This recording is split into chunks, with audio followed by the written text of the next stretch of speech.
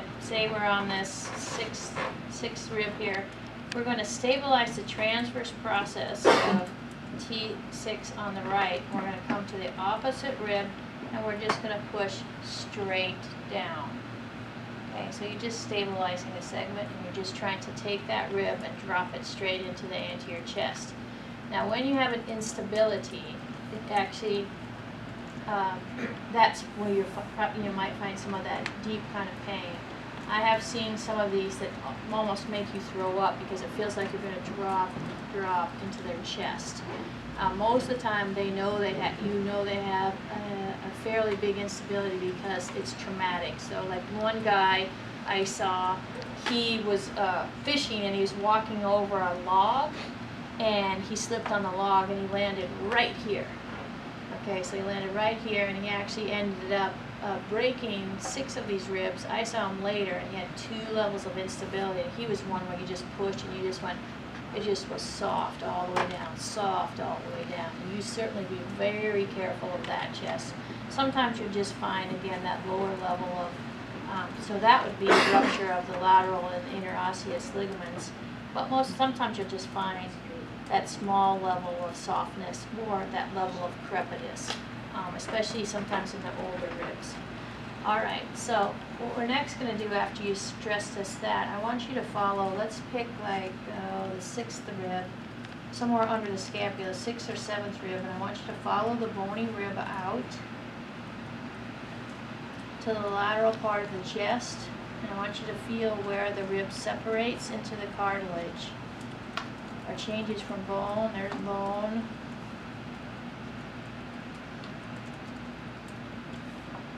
And there's cartilage right there. So somewhere in this mid-trunk line, it turns into cartilage. And so when you're, again, assessing for if somebody has a broken rib, you're going to come out here, and then you actually might stress test that if it was open. Like a lot of times you find swelling right over there, and they scream, and you know you're done, you're already done. You can't really help broken ribs too much.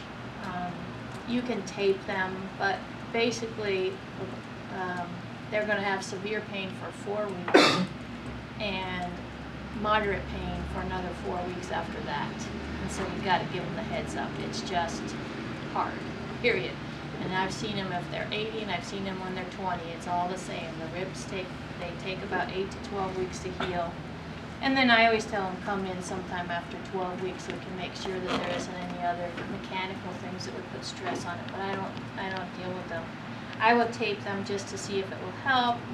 I don't think the rib belts help too much. Anybody use rib belts? They don't seem to help too much. I mean, pretty much they just have to live with this. You know, sometimes you can teach them better postures at night. People that have broken ribs actually do better if they sleep in a recliner. Because again, you can't get off your rib cage. If he broke these ribs, he's laying on his right side, he's still bending through his chest. So he's always through his chest no matter what. So it's very difficult. So they do better upright than they do laying in any posture. And then, you know, they already know what extremes of extremity motion kill. So they pretty much know that. You just want to keep them out of sports and other things while they're doing that. And certainly if you had a traumatic fracture to the ribs and you saw them fairly soon, say if you're doing some sports, you know, you see sometimes a blow to the side, some other things. If you saw them right away, you would certainly be concerned about like a pneumothorax. So if you had a fractured ribs, we'd be back to considering the pneumothorax and that shortness of breath, that sharp pain, and that rapid heartbeat. Okay, so I want you to feel where that is, and if this is an old rib, old fracture, if it's swollen, you're leaving it alone. If it's an old fracture,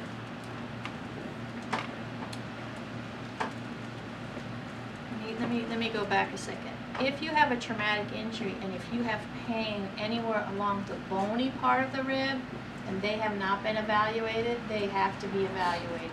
If you have an injury and it is only painful at the costocartilage, they can go to the doctor. The doctor's not going to do anything. So if you know that that's where it's at, we don't have to worry about intervention so much. But any part of the bony rib has to be evaluated. So you need to really understand where that is. I'm sorry, that's quite getting tender.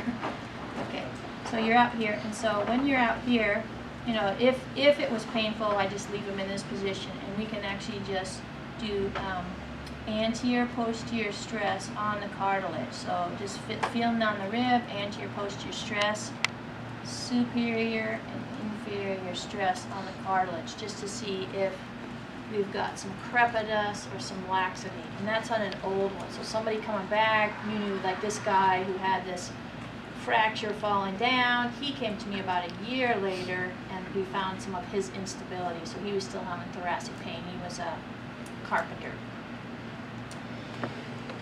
And then lay on your back for me, please.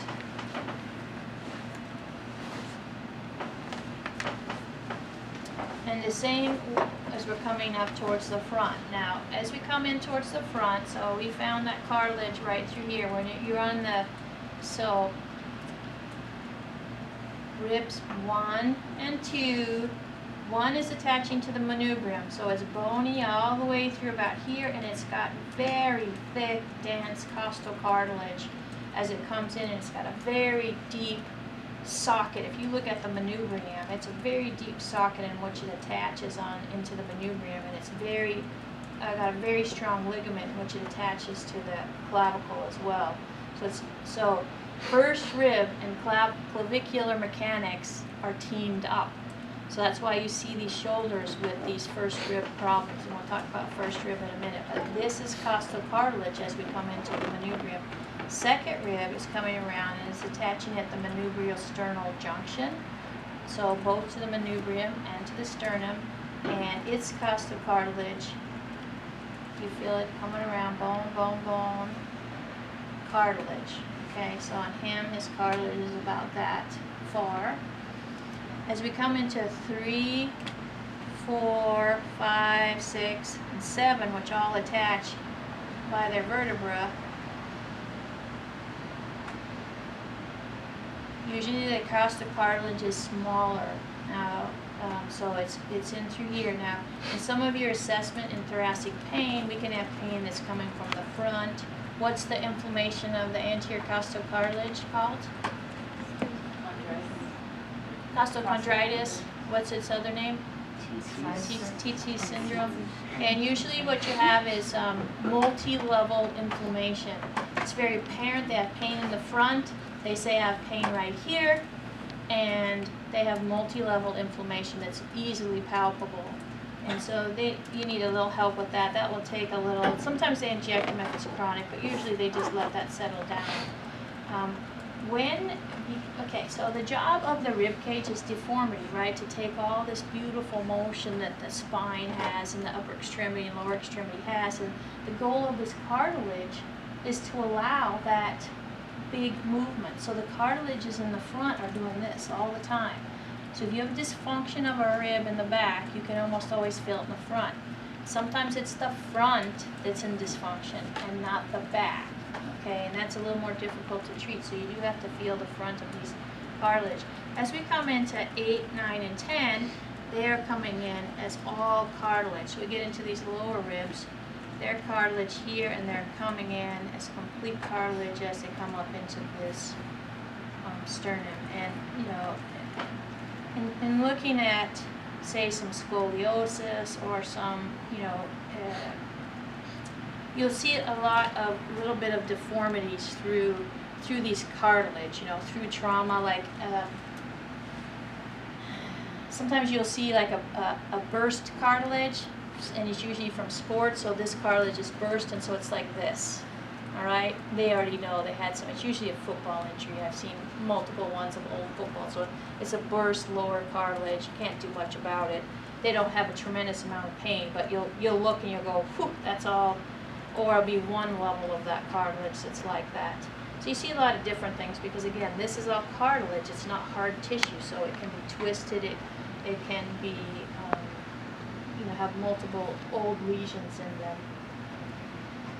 And so in the front, if we're wondering about stability, so sometimes we have blows to the front. And when I told you the other day, the injuries from PTs, when you're like this and you lean on somebody's elbows, you can get the anterior to posterior instabilities of this costal cartilage, and they're very, very painful because These are not articular joints, they're cartilaginous joints.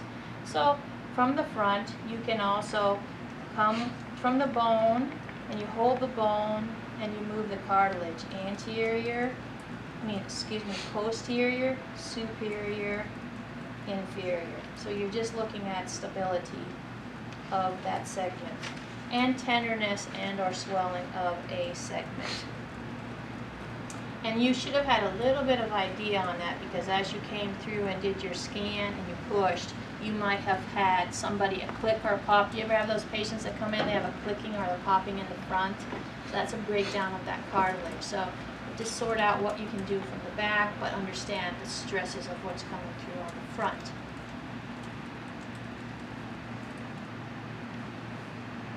I had another thought in there, but it's gone. Okay, stability, stability.